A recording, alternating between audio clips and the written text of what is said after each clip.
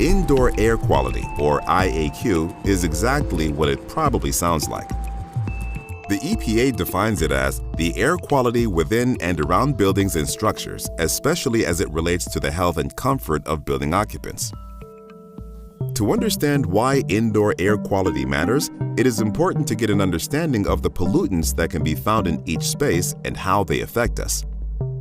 These pollutants can be categorized into 4 groups: gases, particulates, microbial contaminants, and mass or energy stressors.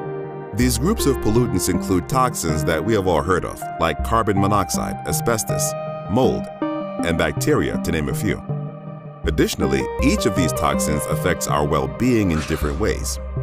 Acute side effects from bad IAQ might include short-term symptoms like watery eyes from spraying a household cleaner, or a headache from being in a building with mold in its walls. Extreme side effects can include respiratory diseases or death from contaminants like carbon monoxide or asbestos.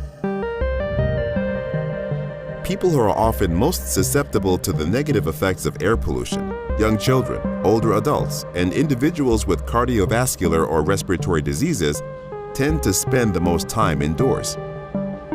If you are wondering where these pollutants come from, most are rooted from sources inside of buildings, although some can be brought indoors from outside. Indoor sources include household products like cleaning supplies, insecticides, and paints. Combustion sources like tobacco, fireplaces, and cooking appliances that let out carbon monoxide. Old building materials and off-gassing chemicals from new building materials. Natural sources such as radon, pet dander, and mold. Outdoor sources can enter buildings through open windows, doors, ventilation systems, and abnormalities in a building structure, like a cracked wall or foundation. Smoke from chimneys and VOCs from running water or cooking.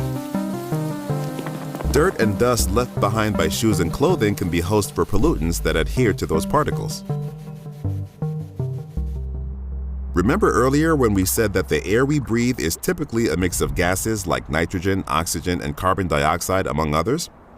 Whenever we inhale this air, our body acts as a filtration system, and we exhale the gases that we don't need, like carbon dioxide.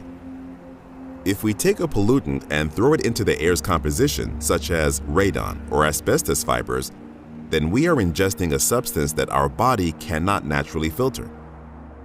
This is when the human reflex of breathing no longer becomes a process of exchange. In essence, we become storage vessels for contaminants and are left to deal with the consequences.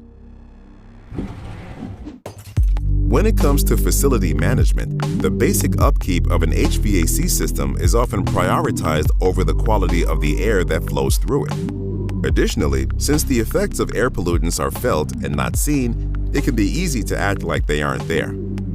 In the face of the recent pandemic, we can no longer take this approach. IAQ means the difference between the spread of germs, bacteria, and disease, and in some cases, life and death. According to the EPA, Americans, on average, spend approximately 90% of their time indoors, where the concentrations of some pollutants are often 2 to 5 times higher than typical outdoor concentrations. Improved air quality can increase productivity by 11%. And according to a 2015 double-blind study from Harvard, it can double the cognitive function of those in offices with average levels of the same pollutants. In simple terms, HVAC systems are like the respiratory systems of our buildings. Unlike our body's respiratory system, though, there are ways to optimize this system to benefit air quality. So, what do we need to do to make the quality of indoor air good? First, reduce contaminant sources. And second, capture and exhaust contaminants close to their source. When it comes to HVAC, we can take basic measures like improving ventilation, upgrading filters, conducting performance level inspections, and improving temperature control.